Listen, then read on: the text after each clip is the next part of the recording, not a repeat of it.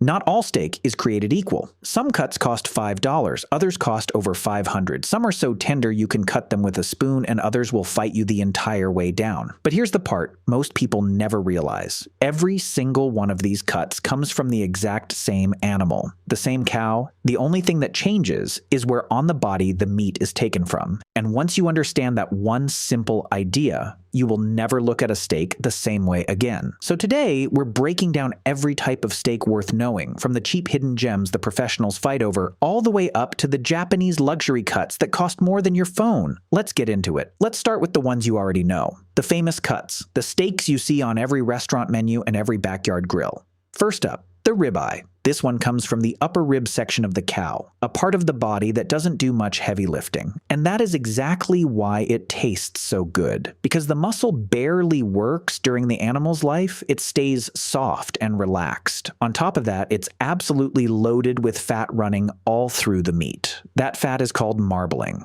and it's the secret to a great steak. When you cook a ribeye, that marbling melts and bastes the meat from the inside out. That's why it comes out so juicy, so rich, and so full of flavor. For a huge number of steak lovers around the world, the ribeye is simply the king of steaks. Next, the filet mignon. If the ribeye is all about flavor, the filet is all about pure tenderness. It comes from a muscle called the tenderloin, which sits tucked deep inside the cow, where it does almost no work at all. And because that muscle is barely used, it becomes the softest, most delicate cut of meat you can buy. It practically melts in your mouth. But there is a trade-off. The filet is very lean, which means it doesn't have that deep, beefy punch that a ribeye has. It's also one of the most expensive cuts you'll find anywhere. And the reason is simple. Each cow only produces a small amount of tenderloin, so there's never enough to go around. Then we have the New York strip. Think of this one as the perfect middle ground. It has more flavor than a filet, and more tenderness than most of the cheaper cuts. It comes from an area called the short loin. It has a satisfying, firm bite, and it usually has a strip of fat running along one edge that adds richness. If you want the best of both worlds, flavor and tenderness together, the New York strip is a fantastic choice. Now, what happens when you combine the strip and the tenderloin into a single cut? You get the T-bone.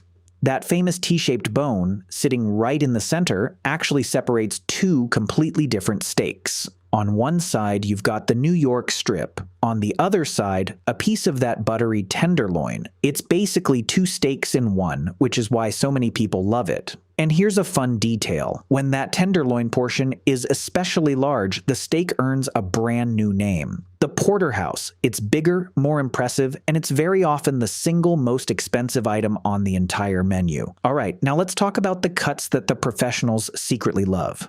The ones that don't get any spotlight but deliver incredible flavor for just a fraction of the price. These are known as the butcher's cuts.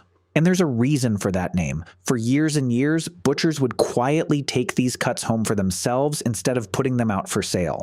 Why? Because they knew a secret that the average customer didn't. These so-called cheap cuts are some of the most flavorful pieces of meat on the entire cow. Take the flank steak. It comes from the belly area of the cow. It's very lean, and it's absolutely bursting with bold, beefy flavor. The only catch is that it can turn tough if you cook it the wrong way. The trick is to cook it fast over high heat and then slice it thin against the grain. Do that correctly, and you'll have a steak that tastes far more expensive than it actually is. Then there's the skirt steak. This is the true star of fajitas and tacos. It has a loose, ropey texture, and it soaks up marinades better than almost any other cut out there. It's packed with flavor, cheap to buy, and incredibly satisfying when it's cooked just right. The hanger steak is another hidden treasure. Here's what makes it special. There is only one hanger steak per cow. Just one. That's exactly why you almost never see it sitting in a grocery store. Butchers used to call it the hanging tender, and they famously kept it for themselves. It's rich, it's tender, and it's packed with deep flavor. So if you ever spot one, grab it immediately. And we can't forget the flat iron. This one is cut from the shoulder, and it's surprisingly tender,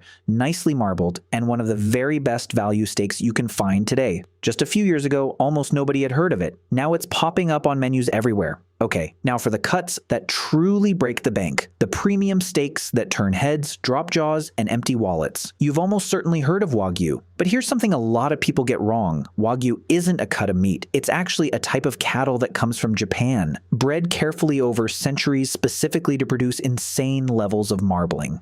Real Wagyu has so much fat woven through the muscle that the raw meat looks almost pink and white like a marble statue.